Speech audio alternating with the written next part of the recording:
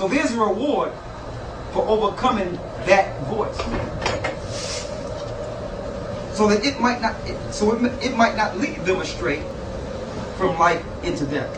The second order, because they see the perplexity of which the souls of the ungodly wander and the punishment that awaits them. The third order, they see the witness that he who formed them bears concerning them, that throughout their life they kept the law with which they were entrusted. The fourth order, they understand the rest that they now enjoy, being gathered into their chambers and guarded by angels in profound quiet, and the glory waiting for them in the last days. The fifth order, they rejoice that they have now escaped that is corruptible and shall inherit what is to come. And beside, they see the straits and toil from which they have been delivered, and the spacious liberty that they are to receive and enjoy in immortality. The sixth order, when it is shown them how the face is to shine like the sun, and how they are to be made like the light of the stars, being incorruptible from then on. The seventh order, which is greater than all that have been mentioned, because they shall rejoice with boldness, and shall be confident without confusion, and shall be glad without fear. For they press forward to see the face of him whom they serve in life, and from whom they are to receive their reward when glorified.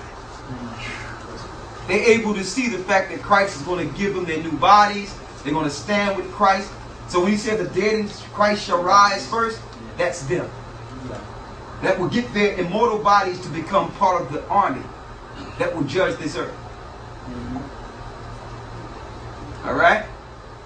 So these teachings have become prominent through Satan. You have a second chance. I've been here before.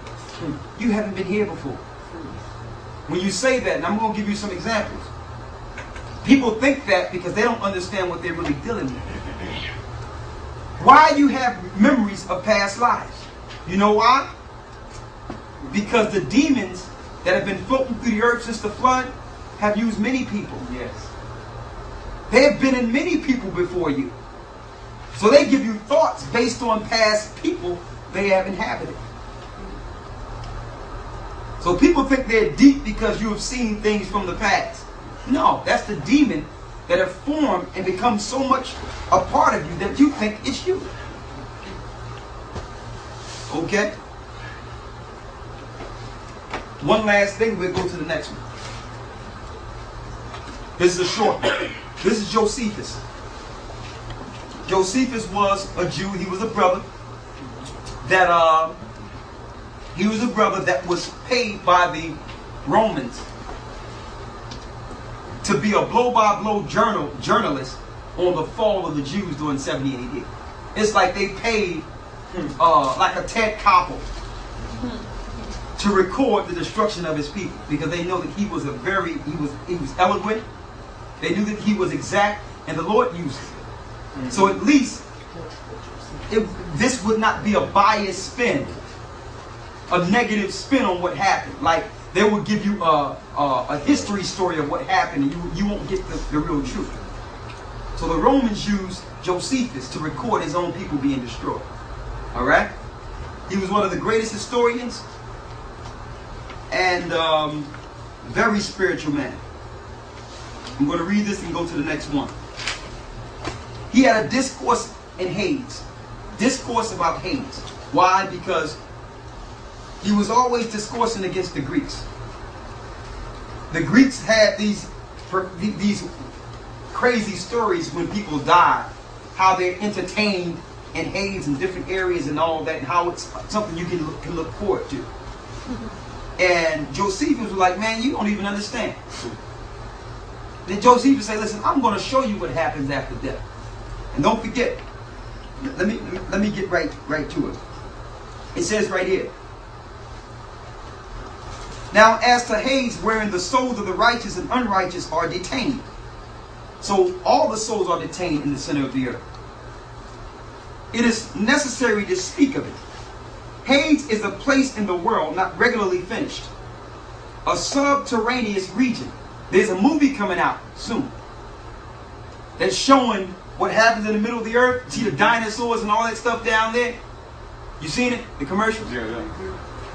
They know that the dinosaurs or evil hybrid animals made before the flood that was consuming mankind. They know it was an evil being. That's why the Lord told Noah, listen, only the animals that come and kneel before the ark you let in. Because Satan had his animals on the earth consuming gods. That's your dinosaurs. Because the giants were intermingling different animals. Reptilian animals and flying animals with beasts. To consume God's creation. So yeah, there was dinosaurs. They got destroyed in the flood. To prove that, the dinosaurs had little legs. They couldn't climb on mountains. Why are they finding fossils high in the mountains? The water drifted them after they killed them. So yeah, there was dinosaurs. I just wanted to hit that so that y'all can know that. From which circumstance that this region the light does not shine, it cannot be there, must be in it perpetual darkness. Let me go straight to the torments. In this region is allotted as a place of custody for souls, in which angels are appointed as guardians to them, who distribute to them temporary punishments agreeable to everyone's behavior and manners. So they're going to punish you based on your sins against the Most High. In this region, there's a certain place set apart as a lake of unquenchable fire, whereinto we suppose no one have hitherto been cast. So this place, no one can even deal with it until Christ throws Satan, his angels, and the false prophet, and those that oppose him in it. So it's a fire that everyone is looking at. This is where you're going to go. Here's your destiny. But it is prepared for a day afore determined by the Most High, in which one righteous sentence shall deservingly be passed upon all men. When the unjust and those that have been disobedient to the Most High and have given honor to such idols as which been in vain operations of the hands of men, as to God himself, shall be adjudged to this everlasting punishment.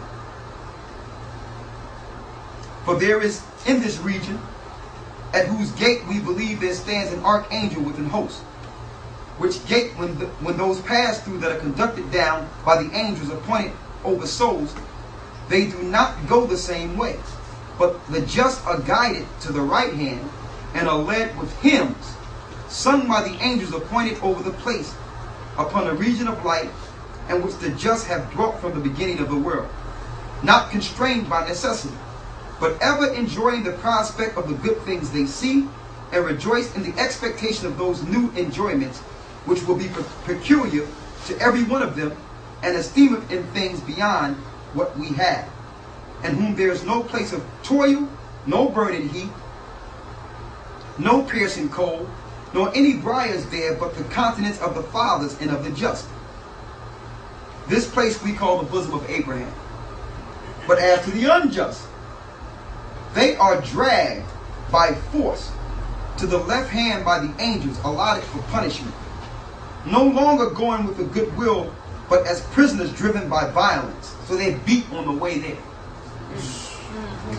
To whom are sent the angels appointed over them to reproach them and threaten them with their terrible looks, and to thrust them still downwards. To thrust them still downwards. Now those angels that are set over these souls drag them into the neighborhood of hell itself. Who when they are hard by it continually hear the noise of it, and do not stand clear of the hot vapor itself. But when they have a nearer view of this spectacle as of a terrible and exceeding great prospect of fire, they are struck with a fearful expectation of a future judgment, and in effect punished thereby. And not only so, but where they see the place of choir of the fathers and the just, even hereby are they punished. For a chaos deep large is fixed between them, like we read in Luke. Insomuch that a just man that have compassion upon them cannot be admitted. So the righteous look at their own families over there tormented and can't do anything about it. So we have to make this life right. Alright? So we got the thing on hell. There's a lot more, but we got too many questions to go all the way into. Anything else on hell? All right.